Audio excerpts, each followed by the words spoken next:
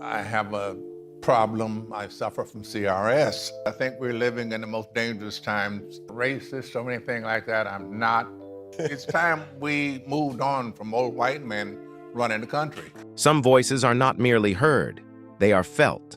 A voice that can pull people out of despair, soothe them through pain, and make them believe that, no matter how harsh life becomes, there is still a reason to go on. For Hollywood, that voice belongs to Morgan Freeman. For over 6 decades, he has embodied the very symbols of dignity, wisdom, and faith, from the imprisoned yet hopeful Red in the Shawshank Redemption, the kind-hearted driver in Driving Miss Daisy, to the quiet mentor in $1 Million Baby and the legendary leader Nelson Mandela in Invictus. Every performance, every narration he has given carries a strange kind of power, never flamboyant, never loud, just calm, steady, and timeless, like the breath of life itself. Yet behind that brilliance lies no perfect life.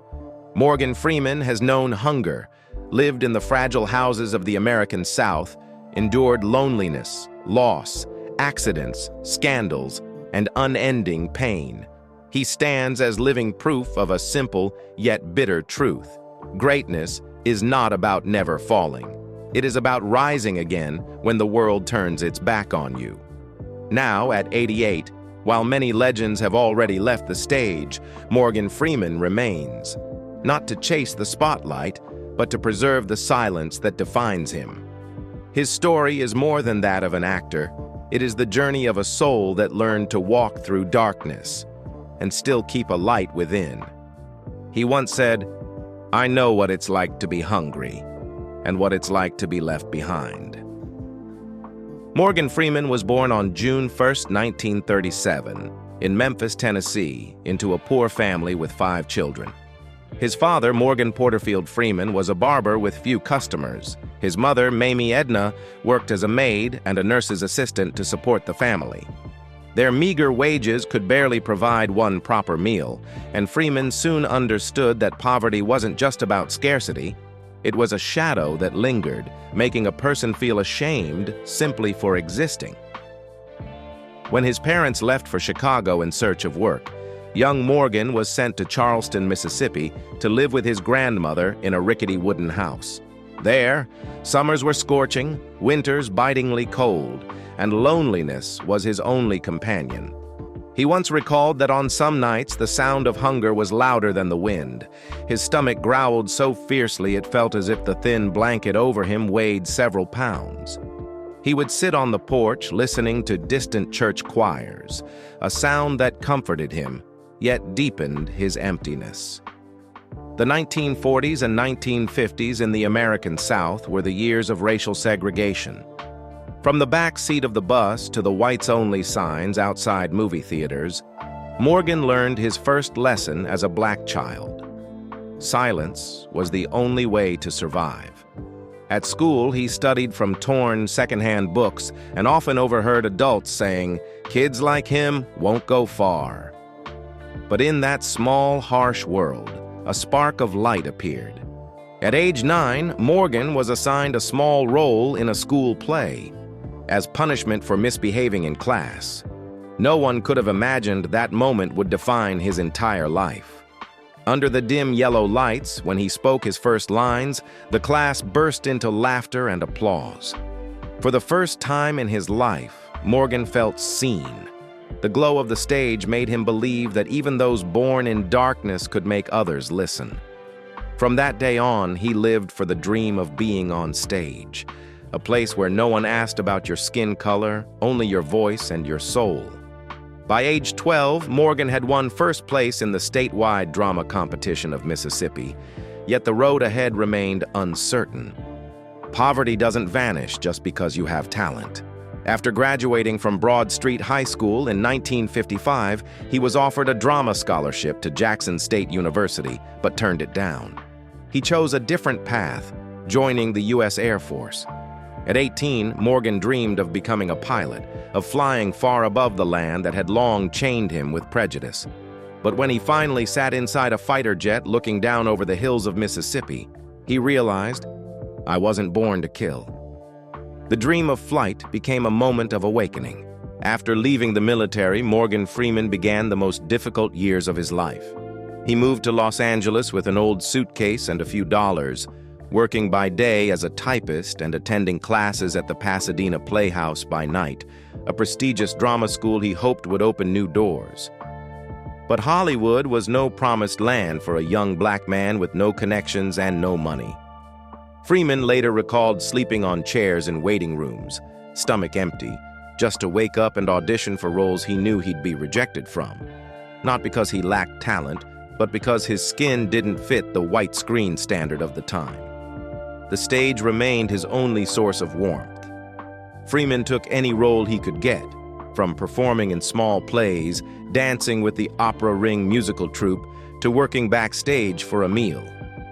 Life was harsh, but those years forged in him an iron discipline and patience that would later define his strength.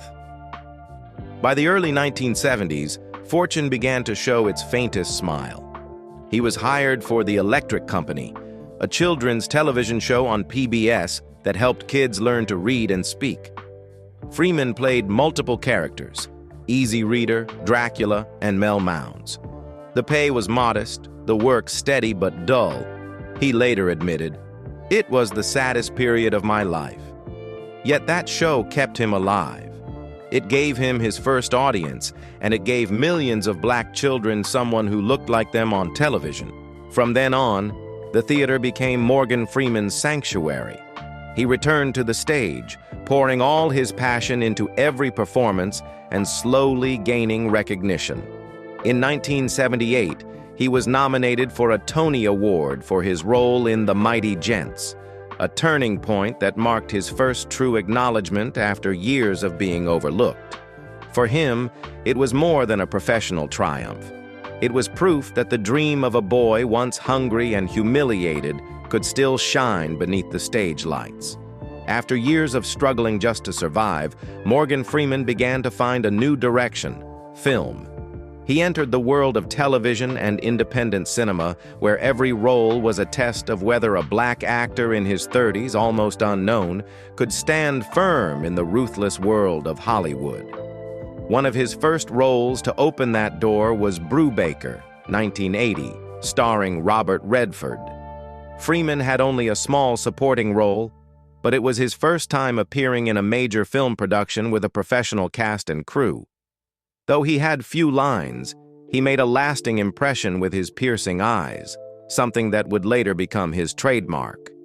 It was the moment that signaled the stage could no longer contain Morgan Freeman's power. In 1984, he appeared in Harry and Son, directed by and starring the legendary Paul Newman. The role was small, but it carried deep meaning. It helped Freeman shed the image of the funny man the public knew from The Electric Company. On the big screen, he began to reveal a quiet depth and sadness that would one day leave audiences around the world in awe whenever he spoke. Alongside these tentative steps into Hollywood, Freeman never abandoned the stage, his second home, and the only place he felt truly himself. In the early 1980s, he returned with acclaimed productions like The Gospel at Colonus, a modern musical reinterpretation of a Greek tragedy. Critics praised his ability to merge spiritual strength with raw emotion. On stage, Freeman didn't act like an actor. He lived like a human being. And from that very place where it all began, he was preparing for the breakthrough to come, when Hollywood would finally realize that an extraordinary talent had been waiting, quietly, to be called by name. By 1987, after nearly 2 decades of tireless work in the shadows, the greatest opportunity of Morgan Freeman's life finally arrived. He was cast as Fast Black in Street Smart, a ruthless, intelligent pimp torn by inner conflict. It was a role no one initially believed Freeman could handle. Too brutal, too sharp-edged for a man long associated with gentleness. But he turned skepticism into astonishment. On screen, Fast Black was not just a criminal. He was a complex portrait of a human being deformed by society. Freeman played him with an energy that was both cold and wounded, making audiences shudder, yet feel sympathy. The film wasn't a box office success, but his performance earned him his first Academy Award nomination for Best Supporting Actor. After nearly 30 years of quiet dedication, Freeman was finally seen. Hollywood realized this man possessed more than a deep, resonant voice. He embodied the soul of humanity itself. 2 years later, he solidified his place with the role of Hoke Colburn in Driving Miss Daisy, 1989, a film that became an enduring symbol of kindness and empathy between two people from vastly different worlds. Freeman transformed into a black chauffeur, serving a demanding elderly Jewish woman in the racially divided American South. Amid invisible walls of prejudice, Hoke remained patient, kind, and sincere, as if Freeman were telling his own story, from enduring injustice to learning forgiveness. The film won the Academy Award for Best Picture, while Freeman received a Golden Globe for Best Actor and another Oscar nomination. After years of Hollywood's indifference, he wasn't just recognized, he became the embodiment of Black dignity and compassion in an era still burdened by discrimination. From that moment, Morgan Freeman was no longer the man in the background, but a voice for human dignity, quiet, profound, and irreplaceable. In 1994, Freeman entered an immortal chapter of film history as Ellis Boyd, Red Redding, in The Shawshank Redemption. It was more than a performance. It was a confession about the human condition, told through his eyes and voice. Freeman became a man who had grown used to the prison walls, but still held on to a flicker of faith in freedom and humanity. Each line he delivered, calm, measured, as though spoken by someone who understood the limits of despair, left the world in silence. "Hope is a dangerous thing. Hope can drive a man insane," he said, before allowing his character to rediscover the very thing he feared most: hope. Freeman's narration transformed the film from a story about prison into a hymn of freedom and spiritual endurance, helping millions find redemption within themselves. Though it didn't win major awards that year, The Shawshank Redemption gradually became one of the most beloved films of all time, and Freeman's voice became the universal sound of faith amid darkness. A decade later, he once again made Hollywood bow its head. In 2004's $1 Million Baby, directed by Clint Eastwood, Freeman portrayed Eddie "Scrap Iron" Dupree, an aging, failed boxer, now managing a gym and quietly mentoring a young woman fighting for her place in the world. The role felt like a reflection of his entire life: experienced, restrained, compassionate, and profoundly humane. With few words, only through his gaze and silence, he made audiences realize that some pain can only be understood by those who have lost everything. The film won the Academy Award for Best Picture, and Freeman received the Oscar for Best Supporting Actor, a fitting reward for more than 4 decades of rising from poverty, prejudice, and heartbreak to reach the summit of art. From the man who once fell asleep in a cramped Los Angeles rental room, Morgan Freeman became a global symbol of dignity, wisdom, and kindness. After $1 Million Baby, Freeman showed no signs of slowing down. In 2005, he took on the role of Lucius Fox in Christopher Nolan's Batman Begins, launching the legendary Dark Knight trilogy. His character, a brilliant, principled scientist and the one person Bruce Wayne truly trusted, became the moral pillar of the films.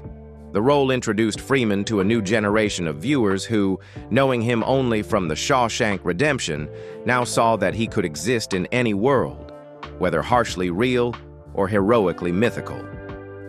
That same year, he played God in the comedy Evan Almighty, the sequel to Bruce Almighty. The image of God Morgan Freeman, with his calm, benevolent, and authoritative voice, became a lasting icon of popular culture, referenced for years afterward. Beyond acting, Freeman expanded his career into producing and narration. In 2005, he co-founded Revelations Entertainment, a company focused on producing films and documentaries with humanistic, educational, and socially conscious themes. He also became the narrator for a series of acclaimed documentaries, most notably March of the Penguins, 2005, which won the Oscar for Best Documentary Feature, thanks in large part to his deeply emotional narration. By 2007, Freeman appeared in Ben Affleck's Gone Baby Gone, playing a veteran police officer torn between compassion and cold justice. In 2008, he reprised his role in The Dark Knight, a global box office phenomenon hailed as one of the greatest superhero films ever made. But that same year, at the height of his fame, tragedy struck. A car accident in Mississippi nearly claimed his life, leaving his left arm severely injured and requiring hours of surgery. It marked the beginning of a new chapter in his life, one of physical pain, loss, and extraordinary resilience. In 2009, Morgan Freeman took on the role his entire life seemed to have prepared him for, Nelson Mandela in Invictus. At over 70, he didn't just play the South African leader, he became him. Every look, every gesture, every quiet moment of reflection convinced audiences that Mandela was alive again on screen. It was more than a film performance. It was a spiritual embodiment. The film earned Freeman an Oscar nomination for Best Actor and established him as humanity's living storyteller, a symbol of forgiveness, reconciliation, and moral strength. That same deep, solemn voice, the one that once guided audiences through The Shawshank Redemption, now echoed through projects that transcended cinema. Freeman became the narrator of the world, lending his wisdom and compassion to acclaimed documentaries like March of the Penguins, 2005, Through the Wormhole, 2010-2017, The Story of God, Our Universe, and Netflix's Life on Our Planet. In them, he didn't just narrate, he guided humanity through history, science, and faith with intellect and empathy. Each time his voice was heard, it carried calm and trust. The sound that made people believe the world, however chaotic, still had order and meaning. Yet that brilliance came with a burden. When a voice is regarded as the voice of God, the man behind it loses the right to weakness. Since Invictus, Freeman has been seen not merely as an actor, but as a moral symbol, a father of humanity, whom the public expects to remain wise, calm, and flawless. Every role, every statement, every gesture he makes is scrutinized through that lens. In later years, he admitted, "When they call me the voice of God, I know they've forgotten something. I'm just a man of flesh and blood, who has known hunger, loneliness, and loss." Yet that is precisely what makes Morgan Freeman unique. He accepts the weight of the symbol and through quiet grace transforms pressure into legacy, a legacy of faith, character, and a voice powerful enough to make the world fall silent and listen. Behind the image of a man whose voice inspires the world's trust lies a private life marked by many scars.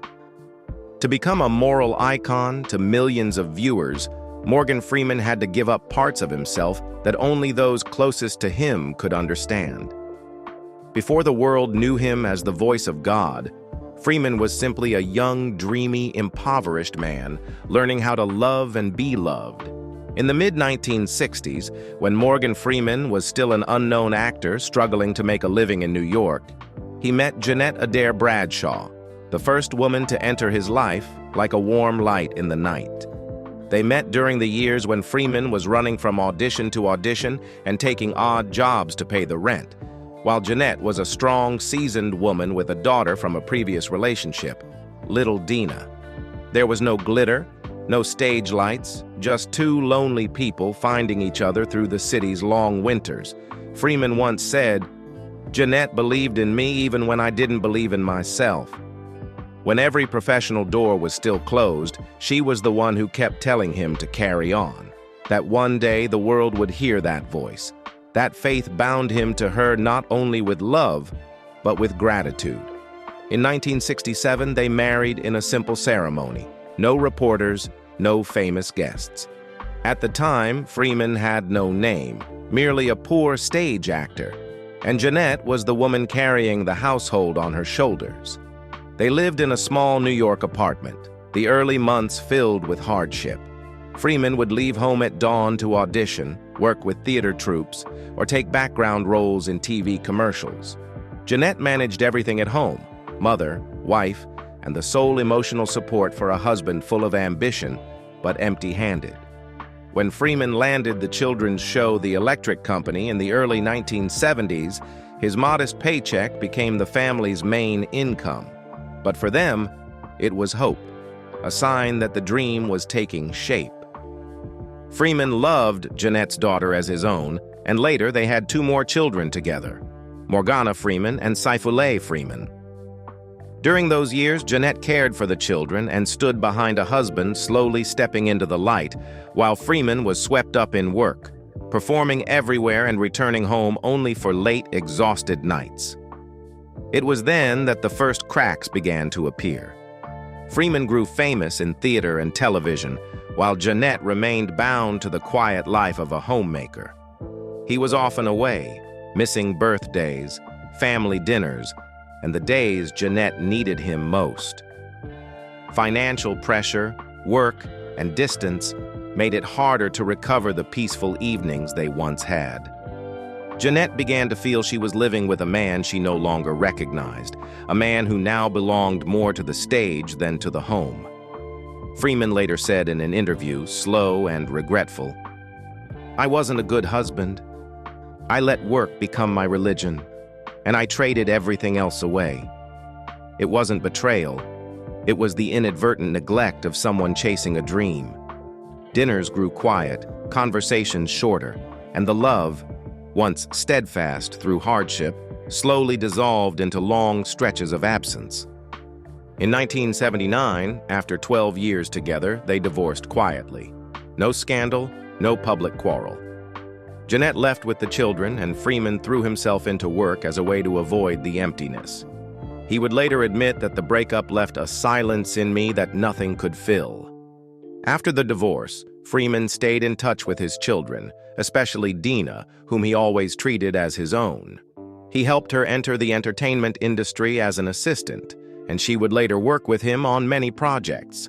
But no matter how successful he became, Freeman carried the ache of having lost the first woman who believed in him when no one else did.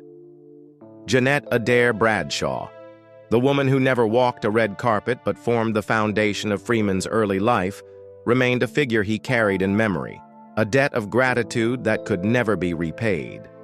After his first marriage fell apart, Morgan Freeman thought he might never believe in love again. He buried himself in work, giving all his time to the stage and the screen, as if only the lights and applause could help him forget the emptiness of a home that once felt warm. Then, in the early 1980s, fate brought him to Myrna Colley Lee, a renowned stage costume designer in New York's art world, a woman at once refined and private, who understood his inner world better than anyone else. They met on a theater project, Freeman in a leading role, Myrna in charge of costumes. At first, the relationship was just conversations about art, color, light, and truth in performance. Gradually, Freeman sensed something different in Myrna's gaze, a wordless peace he had lost for years. Myrna wasn't drawn to his growing fame or the voice that had begun to carry. She loved the simple man who had endured poverty, lost his way, and still kept moving forward. They married in 1984, when Freeman was 47. It was a calm, unhurried beginning, not the loud spectacle Hollywood is known for. Myrna was a woman of inner life. She loved home, quiet, and the way Freeman would make coffee each morning and sit by the window reading scripts. They had no children together, but raised his children as their own: Alfonso, Morgana, Saifullah, and Dina. Myrna cared for each one, oversaw their schooling, and kept order in a warm house in Charleston, Mississippi, the place they chose as their nest, far from Hollywood's noise. Freeman once said that Myrna wasn't someone who made me stand out. She brought me back to myself. In the early years, they seemed to rediscover the peace he had always craved. Dinners around a long wooden table, southern outings, nights where he read scripts while she quietly sketched beside him. After so many lost years, Freeman felt he finally had a true home. But as with all the great chapters of his life, peace never lasted forever. When Freeman turned 60, his career surged again. The Shawshank Redemption, Million Dollar Baby, Batman Begins elevated him to living legend status. At the same time, the distance between the two began to grow. Freeman filmed non-stop, moving from one project to another, flying around the world for movies and charity work. Myrna stayed in Mississippi, in rooms that grew emptier, keeping the old rhythm, quiet, composed, and lonely. The difference wasn't infidelity, it was two souls falling out of sync. Freeman became a public figure, the man the world expected to be forever steadfast, wise, and principled. Myrna, who had fallen in love with his simplicity, began to feel she was living with a symbol rather than a husband. Their conversations shortened. Their separate trips grew longer. Gradually, the home that once sheltered them turned into an echoing void. A close friend of Myrna's once said, "She told me Morgan didn't change for anyone. He changed for himself." The stage lights revealed places where love could no longer find its way back. In 2008, the horrific car accident in Mississippi that nearly killed Freeman proved a turning point. Myrna was at the hospital, caring for him in the early days of recovery. But physical wounds could not mend the old fractures of the spirit. 2 years later, they chose to part, a prolonged and painful divorce finalized in 2010. The press called it one of Hollywood's costliest settlements, estimated between $100 and $200 million. For Freeman, however, the real price wasn't the money. It was the collapse of a home he thought he had managed to keep. He later said, voice hushed with sorrow, "Success taught me how to stand firm before the world, but failure in marriage taught me that standing alone is the hardest thing." After the divorce, Freeman did not remarry. He returned to Mississippi to a 124-acre home where rows of trees and beehives surrounded him like silent layers of memory. To him, Myrna was not only a wife, but the final stretch in his journey toward peace, a stretch now lost, yet still within him, a quiet, nameless gratitude that will not fade. The marriage between Morgan Freeman and Myrna Colley Lee ended after more than 2 decades, but the deepest wounds in his life did not come only from love. Before everything collapsed in 2008 on a highway near Ruleville, Mississippi, Morgan Freeman almost lost his life in a horrific accident. His car lost control and flipped several times in the darkness, metals screaming across the silent fields. When rescuers arrived, they had to use hydraulic cutters to pry open the door and pull him from the wreck. Freeman was airlifted to the hospital with severe multiple injuries, a broken shoulder, arm, and shattered elbow. The 4-hour surgery saved his life, but the nerve damage was permanent. When he awoke, he realized he had lost sensation and movement in his left hand. Blood circulation was unstable, forcing him to wear a compression glove for the rest of his life.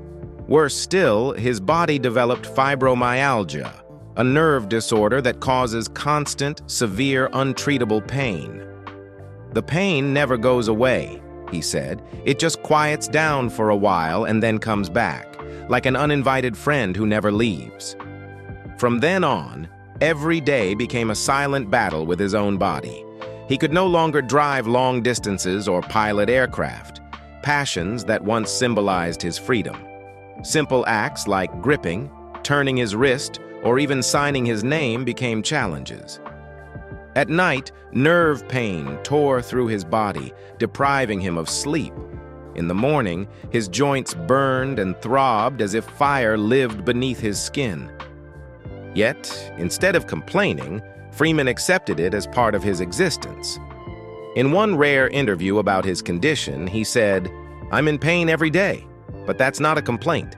It's just the truth I live with, and I choose to stand up." In old age, fatigue and memory loss began to creep in. He sometimes had to reread scripts dozens of times to remember each line. But as he always had, he fought not with complaint, but with discipline and will. Freeman created his own memory training routines, practiced his voice daily, and kept his mind sharp as if he were still standing under the lights. It was a cruel irony. The man who once embodied freedom and inner strength on screen was now imprisoned inside his own body. Every movement hurt, yet he kept working, kept speaking, kept telling stories with the voice that had become humanity's echo. Perhaps in that very moment, when his body was most fragile, the true meaning of freedom revealed itself, not flying through the sky, but overcoming pain without losing oneself. After the 2008 accident, when physical pain became his constant companion, Morgan Freeman was forced to slow down. And in that stillness, he began to look back on his life. Before that fateful crash took part of his strength, he had been a man daring enough to imagine a different future for cinema.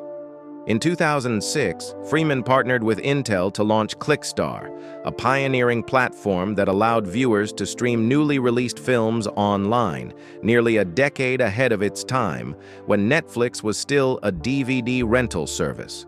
He believed the future of cinema lay in bringing films to people anywhere, anytime, beyond the limits of theaters and geography.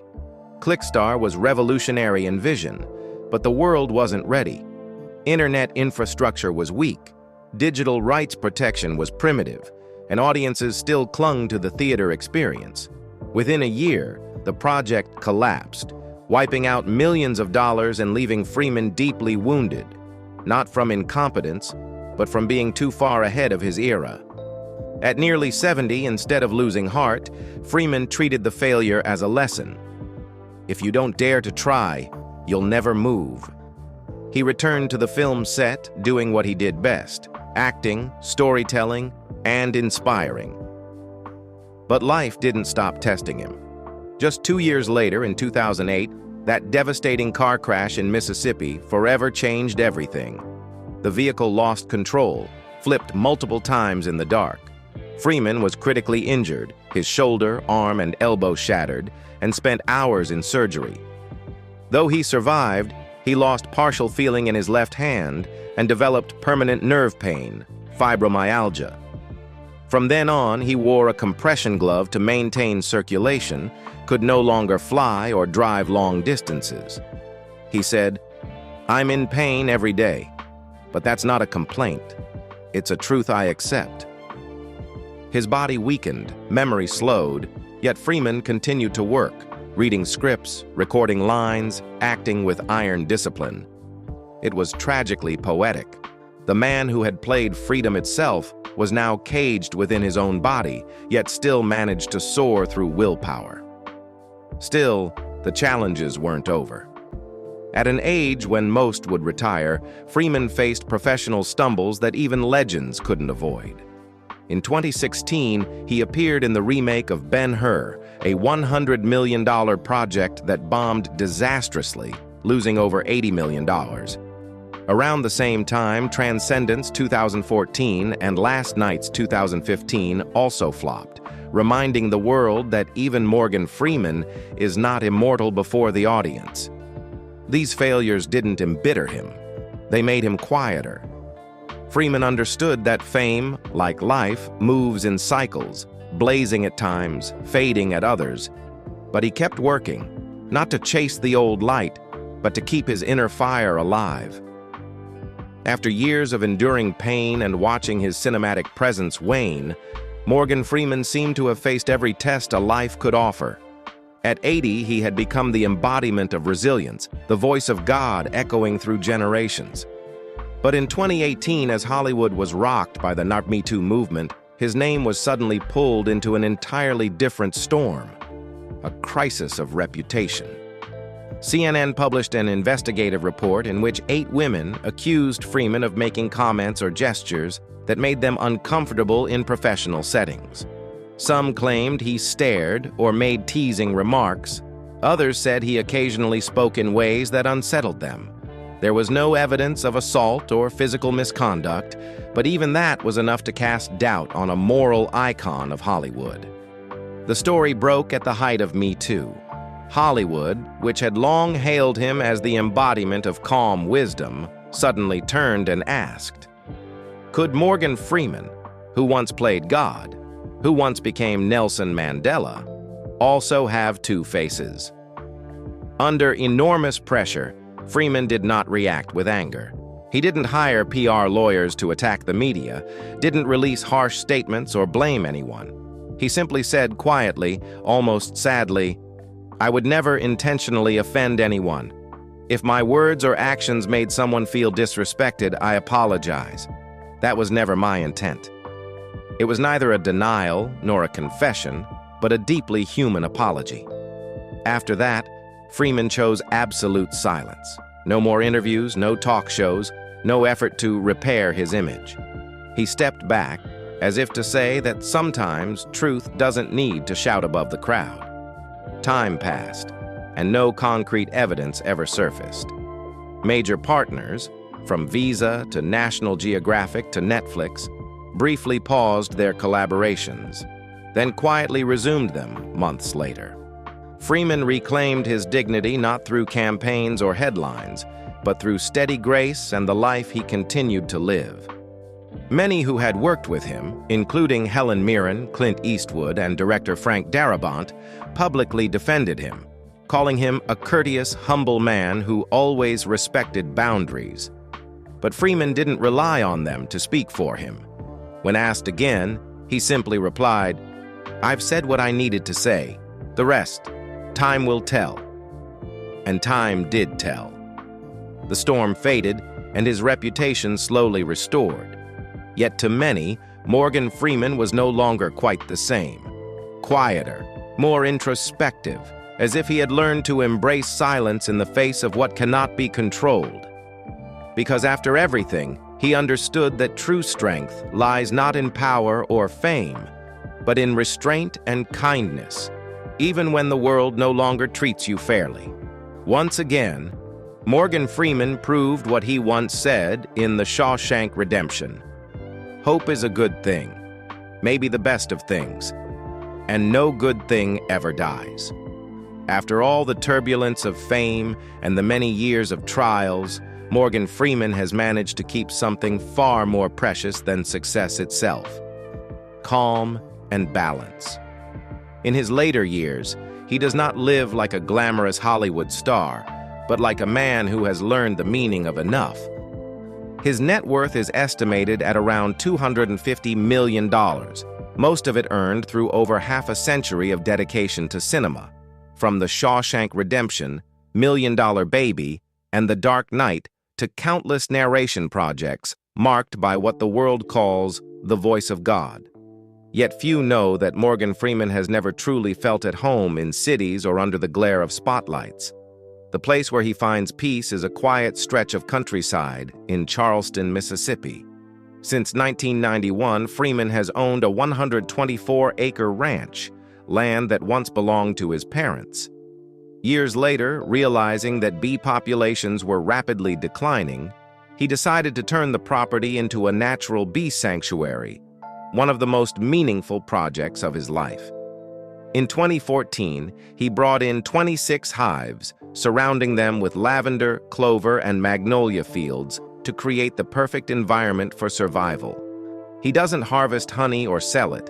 He simply lets the bees live and multiply. I'm not a beekeeper, he once said in an interview. I'm just trying to help them survive. From that moment, the ranch became a small paradise where he could wake up to the hum of bees, ride horses through the fields, and enjoy a kind of serenity that Hollywood could never buy. Beyond his Mississippi sanctuary, Freeman keeps a home in New York, maintaining two worlds, a peaceful countryside refuge and an urban base for his professional life. His car collection has also drawn attention, not for extravagance, but for taste.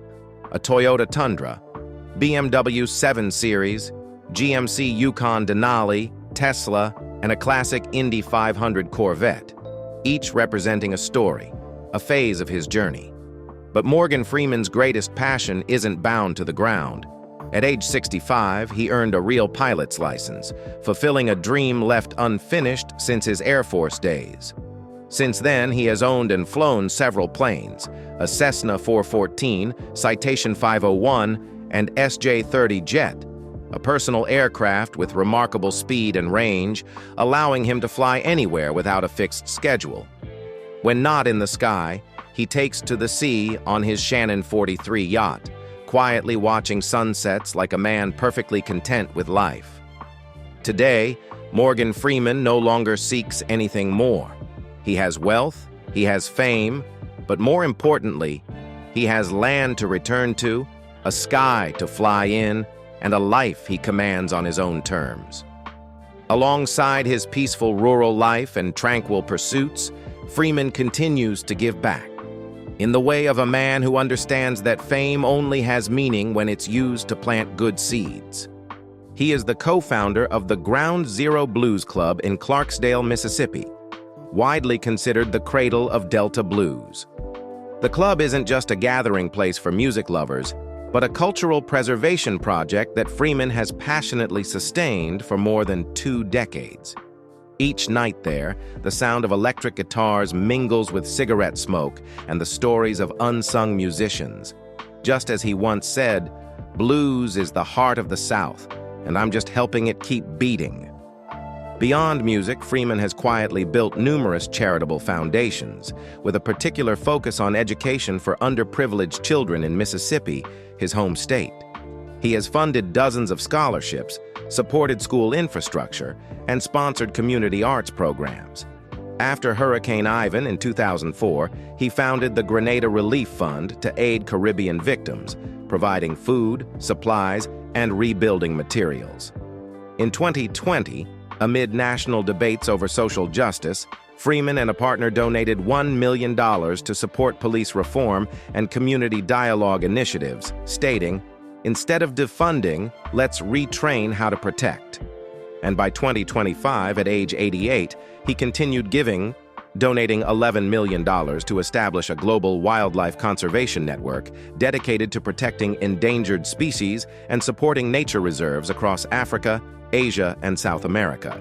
Though his health has declined and his memory isn't as sharp as before, Freeman keeps working tirelessly. He continues to appear in new film and television projects, Special Ops Lioness, a psychological action drama where he plays the head of a U.S. intelligence agency, My Dead Friend Zoe, an independent film praised at the SXSW 2024 Film Festival, and the upcoming Now You See Me 3 2025, where he returns as the legendary Thaddeus Bradley, closing one of the most successful franchises of his career. In a recent interview, when asked why he still works at nearly 90, he simply smiled and said, "Giving is like planting trees. You don't need to sit in the shade, you just need to know it will stand."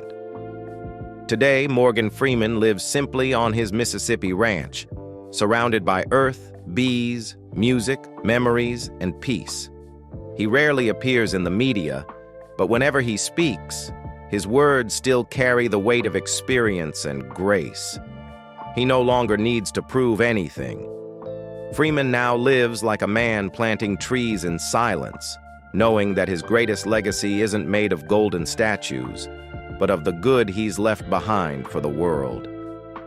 After more than 6 decades on stage and screen, Morgan Freeman has transcended the idea of being merely a great actor. He has become a cultural symbol of humanity, a man whose voice alone can make the world pause and listen. From Red in the Shawshank Redemption to the gentle driver Hoke in Driving Miss Daisy, from the aging coach in $1 Million Baby to the living embodiment of Nelson Mandela in Invictus, every role Freeman has played carries one defining quality: compassion, resilience, and dignity in the face of adversity. He doesn't need dramatic performances or box office spectacle. His calm gaze, deep, time-worn voice, and the way he pauses between lines are enough to make audiences believe that kindness still exists in this world. His influence extends far beyond cinema. Morgan Freeman's voice has become a kind of global spiritual treasure, resonating through documentaries like March of the Penguins, Through the Wormhole, Our Universe, and Life on Our Planet. It's more than a sound. It's a feeling of trust, as if he's whispering, "No matter how broken the world becomes, there is still hope." Critics have called him the voice of God, the soul of compassion, while younger generations see him as an invisible mentor, teaching that wisdom doesn't need noise and that true strength comes from composure. Freeman also helped reshape Hollywood's perception of age and race. He became a star at 50, an age when most actors are considered past their prime, proving that talent has no expiration date. His black skin, once seen as a barrier, became a symbol of endurance and integrity. He never fought with slogans or anger, but through his steady presence, a quiet testament that justice doesn't need to shout to be heard. Within the film industry, Freeman is regarded as the man who defined the standard of humanistic acting. Younger actors, from Denzel Washington to Mahershala Ali, consider him a trailblazer, someone who proved that black characters could embody depth, intellect, and universality like any other role. Beyond the screen, his legacy is written through his actions and compassion. His charities, scholarships, beekeeping sanctuary, and blues club all reflect a single philosophy. Instead of leaving monuments, leave seeds. Every child who learns to read, every bee colony that survives, every blues musician who keeps playing, all are small pieces of a greater mosaic called Morgan Freeman. Today, when people speak of him, it's not merely to honor a cinematic legend, but to recognize a man who has lived fully through both light and shadow. A man who has known hunger, pain, and loss, yet still chooses kindness, still chooses to give. And perhaps that is Morgan Freeman's greatest legacy. Not his performances, not his golden statues, but the enduring belief that within every person, no matter how tested, there remains a flame of dignity that never goes out. At 88, Morgan Freeman no longer chases spotlights or grand roles. He lives quietly in Mississippi, where bees still hum over lavender fields and blues music drifts through the evenings. Yet for millions of viewers, as long as he is here, as long as that voice still speaks, the world will always have a reason to believe in goodness. Perhaps time will erase the awards and titles, but the image of a man who once stood in darkness, yet remained calm, will endure forever. Because sometimes light doesn't come from the brightest places. It comes from those who quietly illuminate others. And you, when you hear Morgan Freeman's voice, what do you think of? A cinematic legend, or a man who taught us how to live with grace amid life's storms? Share your thoughts in the comments below, and don't forget to like and subscribe as we continue our journey telling the stories of souls that have truly touched the heart of the world.